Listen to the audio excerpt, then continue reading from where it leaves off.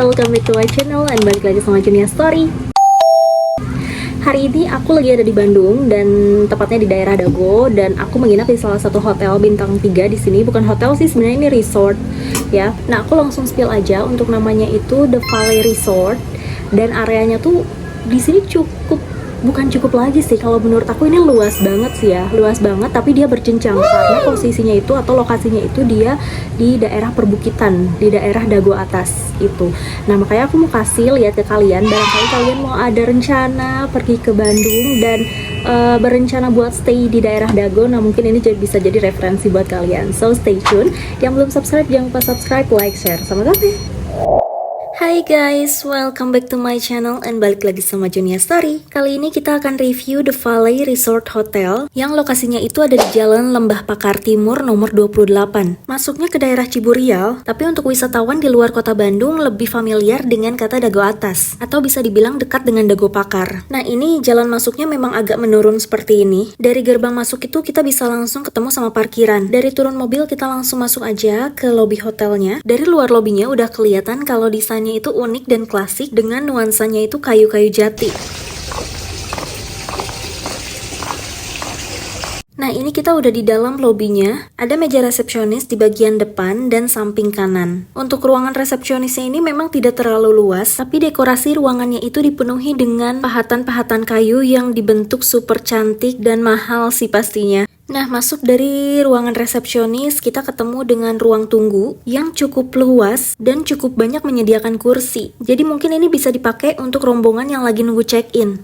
Nah, seperti yang aku bilang di awal video, kalau The Valley Resort Hotel ini posisinya itu di perbukitan. Jadi untuk bangunan kamarnya pun dibuat berjenjang. Seperti kita lihat di bawah sini juga ada area parkiran. Jadi untuk yang dapat lokasi kamarnya itu di bawah, bisa parkir di area tadi. Ini view dari parkirannya dan beneran cantik kan? Untuk tipe kamar di The Valley Resort Hotel ini terbagi menjadi 3 jenis tipe kamar. Ada deluxe standar yang menjadi tipe room yang rate-nya paling rendah, yaitu sekitar 700-800 ribuan per malamnya. Kemudian ada tipe deluxe dengan balkoni, untuk rate harganya itu sekitar 800-900 ribuan per malamnya. Dan ini POV lorong di setiap tipe kamar itu kurang lebih seperti ini. Lalu untuk tipe kamar yang selanjutnya adalah tipe karavan. Nah, seperti yang kalian lihat itu ada yang bentuknya putih-putih melengkung. Ini adalah tipe karavan. Lokasi tipe karavan ini paling bawah di antara jenis room yang lainnya. Untuk rate harganya itu sekitar 1,3 juta sampai 1,6 jutaan. Harga estimasi yang aku sebutkan itu untuk harga weekend ya. Nah, pertanyaannya, apakah untuk ke bawah sini harus turun tangga? Jawabannya enggak juga ya, karena di sini juga disediakan lift dengan kaca sehingga kita bisa melihat pemandangan keluar.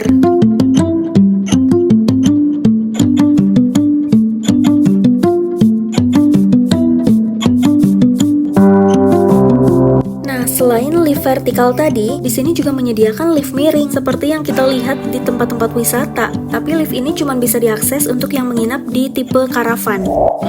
Nah, kamar yang aku tempatin itu tipenya deluxe double yang lokasinya itu ada di area atau di gedung Palem. Di sini kuncinya masih pakai kunci manual dan ini suasananya pas pertama kali kita masuk. Nah, untuk bagian kunci dalamnya seperti ini. Unik banget kan? Aku tuh suka ngeliat kunci-kunci kayak gini tuh di film-film Hollywood. Dan ternyata di The Valley Hotel juga mereka pakai kuncinya kayak gini. Dan bagian saklar listriknya juga di sini pakai aksen kayu. Oke, kita lanjut. Di sebelah kanan pintu itu ada lemari yang di bagian atasnya itu sudah disediakan brankas dan di bagian bawahnya sudah disediakan hanger juga. Lumayan banyak, di sini ada 5 hanger, cukup untuk gantung beberapa baju sama jaket. Slipper juga udah disediakan ya di kamar. Sekarang kita move ke area kamar tidurnya. Di depan kasur udah disediakan ini tempat naruh barang. Aku sih biasa buat naruh sendal sama atasnya itu mungkin koper. Dan di sebelahnya ada meja, ini meja fungsional sih, bisa dipakai untuk apa aja. Dan di area dinding udah ada Google TV yang bisa kita pakai untuk menonton Netflix atau YouTube. Untuk wifi-nya juga di sini udah disediakan. Di sebelahnya ada area coffee table, sudah disediakan teko listriknya untuk kita manasin air. Ada 2 mug di sini, dan komplement yang kita dapat adalah 2 air mineral, 2 saset kopi, sama ada teh hijau juga. Dan gak lupa gula dalam bentuk sasetan juga. Next, di bagian bawahnya itu ada lemari. Seperti biasa, ini tuh adalah isinya kulkas tersembunyi. Jadi ini tuh memang karakteristik hotel-hotel lama, itu selalu ada kulkas yang tersembunyi. Tapi kalau aku lihat sih ini kulkasnya masih baru ya, dinginnya juga masih kuat banget. Oke, next ke sebelahnya itu ada meja rias. Dan aku suka untuk desain kacanya, simple, klasik, dan cantik. Nah, kalau kalian salfok di sini ada setrikaan. Ini nggak disediakan di kamar, tapi bisa kita pakai kalau kita request ke resepsionisnya. Oh iya, di sini juga ada asbak. Jadi mungkin kamar yang aku tempatin itu adalah smoking room. Tapi to be honest, nggak bau rokok sama sekali loh. Mungkin karena jendela di sini tuh bisa dibuka, jadi sirkulasi udaranya itu bagus. Nah, di depan jendela ada kursi-kursi santai, dan ini kalau kita duduk di sofa tuh nyaman banget loh. Next, kita lanjut ke area kasurnya. Di sebelah kanan kirinya ada meja nakas, bantalnya juga banyak, jadi memberikan dekorasi yang lebih. Untuk tipe kasurnya ini medium firm, nggak keras tapi juga nggak terlalu nyelendus. Dan tipe bantalnya yang soft, jadi nyaman banget dipakai buat tidur. Untuk dekorasi kasurnya juga ini sama seperti tema yang lainnya, kayu jati dan ada aksen pajangan wayang golek. Nah, dari kasur kita lanjut ke review untuk kamar mandinya.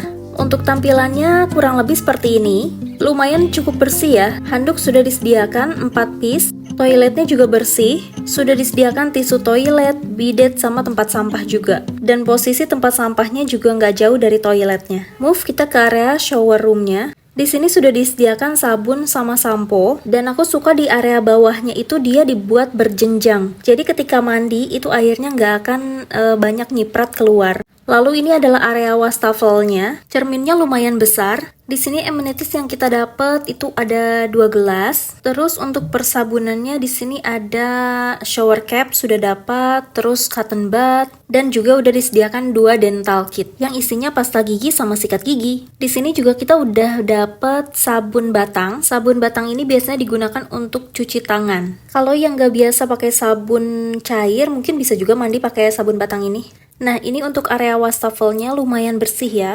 Air yang keluar juga aman, ini bisa terbilang kencang. Terus di sebelah kirinya juga sudah disediakan hair dryer yang juga masih berfungsi sangat baik.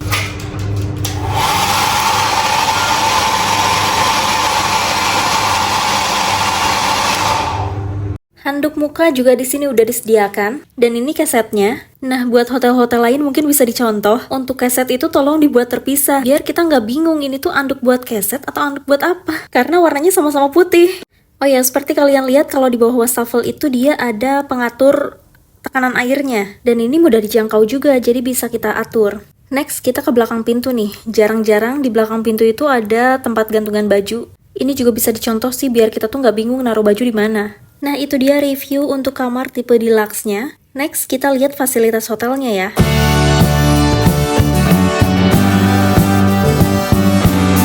Lagi-lagi aku ingetin kalau area ini tuh berjenjang. Dan sekarang ini kita lagi menuju ke Sport Hub atau fasilitas sarana olahraga yang disediakan di sini. Nah, sebelum ke situ kita ngelewatin satu area. Bisa dibilang ini tempat buat santai sama spot foto. Kalau sore-sore suka rame nih di sini. Oke, lanjut. Untuk ke kolam renangnya kita harus menuruni beberapa anak tangga, dan setelah melewati pagar kecil ini kita bisa lihat sebegitu cantiknya kolam renang beserta pemandangannya. Kalau di hotel lainnya mungkin kolam renang seperti ini adanya di rooftop, tapi ini justru di atas bukit, atau mungkin bisa dibilang di tengah-tengah bukit kali ya. Nah, di kolam ini juga dibatasi untuk yang dewasa dan kolam anak-anak. Bagi yang ingin bersantai, bisa banget nih duduk di samping kolam, yang mana di situ juga kita bisa ngelihat pemandangan kota Bandung. Cantik kan? Siapa yang gak betah coba?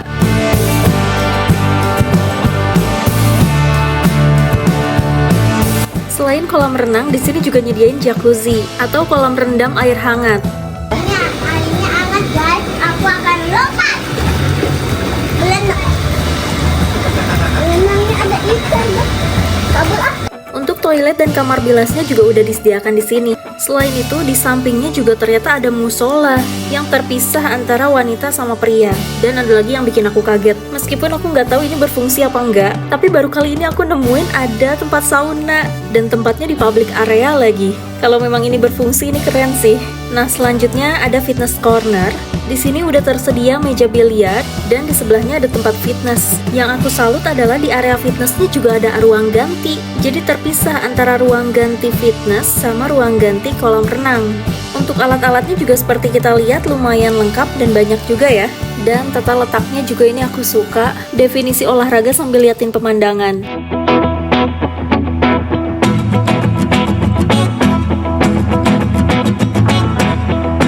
Turun lagi kita ke bawah, kita bakal nemuin playground atau area tempat bermain anak. Jujur aku suka banget sih di sini karena bukan cuma pemandangan yang cantik, tapi udaranya pun sejuk. Dan pas aku kesini, playgroundnya lumayan cukup sepi. Jadi berasa kayak private playground. Aku jamin anak-anak sih pasti suka dan puas banget main di sini karena permainannya juga lumayan banyak. Gampang ini mah.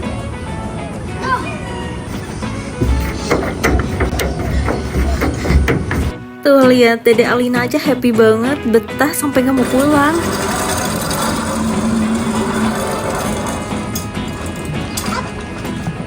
Selain playground, di sini juga ada tempat ternak binatang. Sebagian besar di kandang-kandang ini isinya ayam, tapi ada juga jenis burungnya, seperti peacock yang satu ini, sama burung kakatua.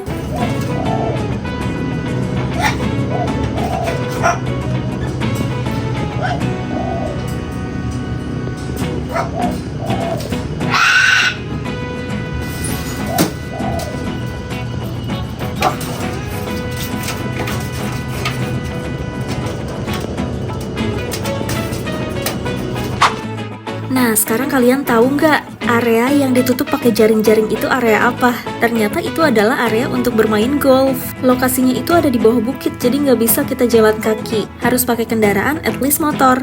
Tapi dari hotel juga udah disediakan transportasinya, khusus buat kalian yang mau main golf. FYI, golfnya itu nggak gratis ya, alias ada extra charge-nya.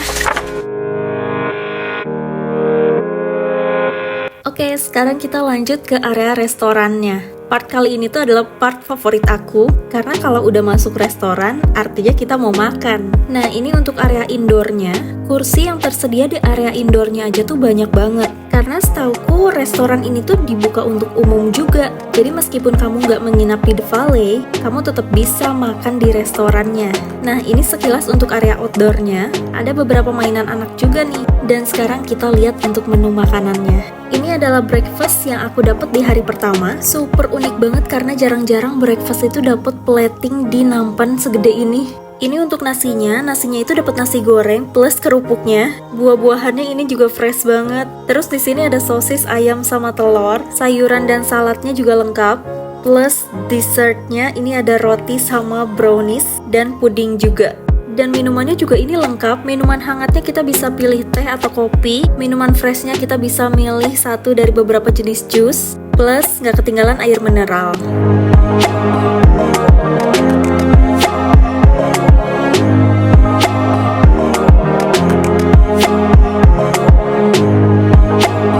By the way, aku suka banget breakfast di sini karena makanannya tuh enak-enak. Mulai dari nasi gorengnya, sosis, telur, ayam, dan ini juga kroketnya full dengan daging ayam. Bener-bener tebel isiannya, luarnya itu garing dan dalamnya itu nih, kalian harus lihat sendiri. Dan ini untuk sayurannya ada jamur sama bayam, dan aku suka bumbu dari bayamnya itu memberikan tekstur creamy dan lembut pas tikunya. Apalagi sambil lihat pemandangan yang cantik kayak gini.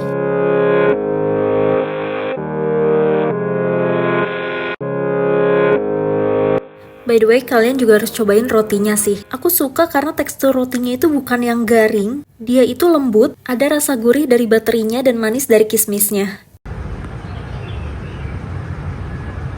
Next, untuk hari kedua itu, breakfastnya di buffet. Makanannya lebih variatif, mulai dari Indonesian sampai Western food. Dan dessertnya juga lebih banyak. And ini dia yang aku makan. So far bener-bener makanannya tuh enak-enak. Apalagi kalian harus tahu ya, vibes di restorannya tuh bener-bener cantik banget. Ini POV dari tempat duduk aku. Area outdoornya juga dibuat berjenjang, jadi dimanapun kita duduk tetap bisa melihat pemandangan. Aku saranin kalau kalian makan di sini, ambil breakfast dan malamnya juga makan. Karena kalian harus merasakan suasana romantis banget kalau dinner di tempat ini.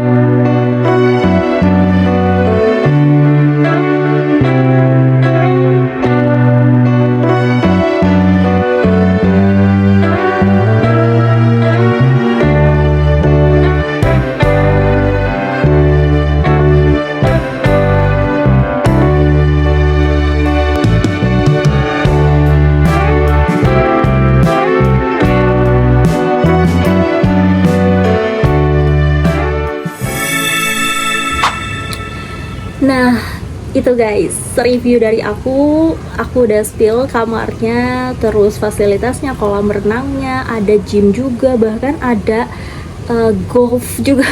Aku sempat kaget juga sih, maksudnya kayak awalnya aku nggak percaya ya ada area golfnya, tapi ternyata setelah dilihat beneran ada gitu. Tapi untuk golfnya itu dia nggak gratis ya, harus bayar sekitar 90 ribuan itu untuk berapa bola gitu.